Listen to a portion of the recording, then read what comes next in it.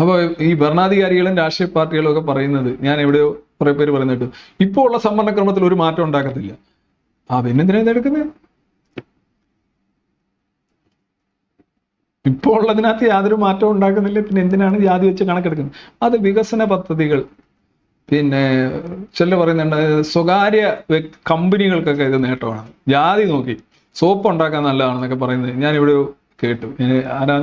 സോപ്പൊക്കെ ഉണ്ടാക്കുന്ന കമ്പനിക്ക് ജാതി നോക്കി സോപ്പ് ഉണ്ടാക്കും. എമ്മാതിരി പദപ്പീരാണെന്ന് എനിക്കറിയാം. ഇതിനെല്ലാം ജാതി നോക്കിയാണോ ചെയ്യേണ്ടത്? നിങ്ങൾക്കൊരു സോഷ്യൽ ആയിട്ടുള്ള ഒരു ഓഡിറ്റിംഗ് നടത്തുന്നു, അല്ലെങ്കിൽ ഒരു സോഷ്യൽ സർവേ നടത്തുന്നു. എന്തിനു നിങ്ങൾ ജാതി എന്ന് പറയുന്ന ഏക സാധനം വെച്ച് നോക്കുന്നു? അങ്ങനെയാണോ നിങ്ങൾക്ക് ഒരു സാധനം വിൽക്കാൻ കഴിയുക? അങ്ങനെയാണ് ഒരാളെ ഹയർ ചെയ്യാൻ കഴിയുക?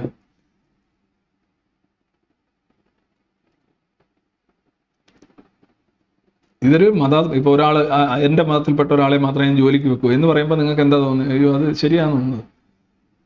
അത് തന്നെയല്ലേ തിരിച്ചും തോന്നുന്നത്. അപ്പൊ മൊത്തത്തിൽ ഈ ജാതി സെൻസസ് എന്ന് പറഞ്ഞു കഴിഞ്ഞാൽ ഇത് നടപ്പിലാക്കുമെന്ന് പറഞ്ഞിട്ടുണ്ട്. എപ്പോൾ നടപ്പിലാക്കുമെന്നില്ല. ഇതൊരു മുദ്രാവാക്യം എന്ന് പറഞ്ഞിരിക്കുകയാണ്. പിന്നെ ഇതുകൊണ്ട് പ്രത്യേകിച്ച് എനിക്ക് തോന്നുന്നത് ഒരു സാച്ചുറേഷൻ പോയിന്റ് ആയിട്ടുണ്ട് ബീഹാറിലൊക്കെ. പിന്നെ ഒരു ഉന്തിന്റെ കൂടെ ഒരു തള്ളെന്നുള്ള നിലയിൽ ചെയ്തതായിട്ടാണ് എനിക്ക് തോന്നുന്നത്. ഒരു പാർട്ടിക്കും ഇത്തരത്തിൽ എന്തെങ്കിലും ഒരു പുരോഗമനപരമായിട്ടോ മാനവികമായിട്ടോ സമൂഹത്തിനോ രാജ്യത്തിനോ വേണ്ടിയുള്ള ഒരു നിയമനിർമ്മാണത്തിനോ ഒരു താല്പര്യമില്ല എന്ന് വ്യക്തമാക്കുന്ന തന്നെയാണിത്. ടോട്ടലി ജാതി സെൻസസ് എടുക്കുക. അപ്പോൾ 31 എടുത്തു, ജാതി സെൻസസ് എടുത്തു. അതുകൊണ്ട് എന്ത് ചെയ്തു? ബ്രിട്ടീഷുകാരെടുത്ത് എന്ത് ചെയ്തതുകൊണ്ട് കണക്കെടുപ്പ് മതിയെന്ന ചില പറയുന്നത്. കണക്കൊന്നും എടുത്താൽ മതി, ഡേറ്റ എന്നുള്ള നിലയിൽ മതി. ഓക്കെ,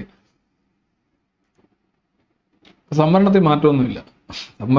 ഡേറ്റ എടുക്കുമ്പോൾ സംവരണത്തിന്റെ പ്രക്ഷോഭങ്ങൾ വീണ്ടും രണ്ടാം ഘട്ട സാധനങ്ങൾ വരും. കാര്യം ഈ സാധനം വെച്ചാൽ സംവരണത്തിന്റെ മുന്തിരിച്ചാർ എന്ന് പറഞ്ഞാൽ ഒരിക്കൽ പുജിച്ചവൻ അത് കളയില്ല.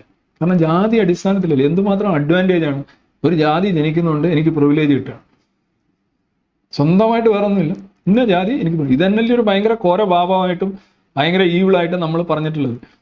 നമ്മളിപ്പോഴും കാണുന്നത് അങ്ങനെയല്ലേ. അതിന്റെ പേരിലുള്ള അടിച്ചമർത്തലുകളും വിവേചനങ്ങളും നമ്മുടെ ചരിത്രത്തെ ഇത്രയും ബ്ലാക്ക് ആൻഡ് ചെയ്തിട്ടുള്ള വേറൊന്നും അല്ലല്ലോ, ഇത് തന്നെയല്ലേ.